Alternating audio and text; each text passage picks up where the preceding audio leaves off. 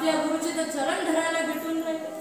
ज्यावेळेस भगवंतांनी विचारलं काय देवा सीता कुठं पवित्र आहे, तर भगवंतांनी म्हटलंय माझी सीता फक्त चरणाजवळ कोमल आहे, नरम आहे, मऊ आहे. तसे गुरुचे चरण आहे. अंतरदृष्टि में निरखना है, अपने आत्म के चिंतन में हरदम जागरूक रहना है.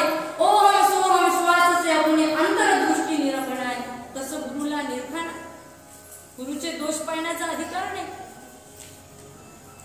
म्हणून भगवंताची चाकरी करा आणि खरोखर आपण या मायेचे लेकरं आहोत. आनंद सागरी आहे माझे गुरु, त्यांचे चरण धरू वेळोवेळा आणि खरोखर आहे गुरुचे चरण धरा.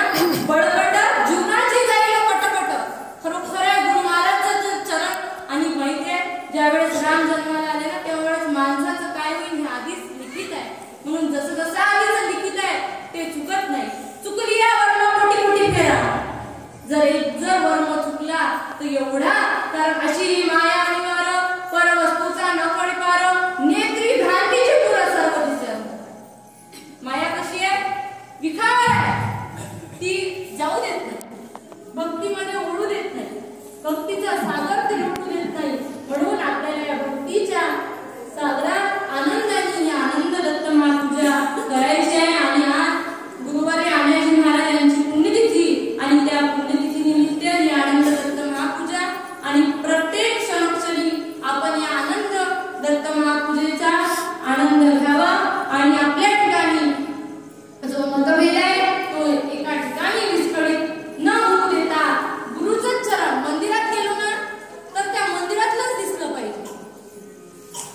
दुसरं इतरत्व काही नाही. पूजा करायला गेलो ना पूजनीय झालं पाहिजे. कारण पूजनीय झाल्याशिवाय महाराजही म्हणत ना की तू पूजेसाठी गेला तू भलतंच काम करून राहिला, महाराज माफ करतील काय. अरे कठपुतली सारखा खेळ आहे मनुष्याचा. एकदा जर दोरी निसटली ना तर मनुष्य कधी भस्म होईल. कारण अहंकार कोणाचा, एवढी मोठी रामाजवळ लंका होती पण त्याचाही अहंकार मातीत गेला. म्हणून रामापेक्षाही आपण खूप कमी आहोत, काहीच नाही, शून्य आहे.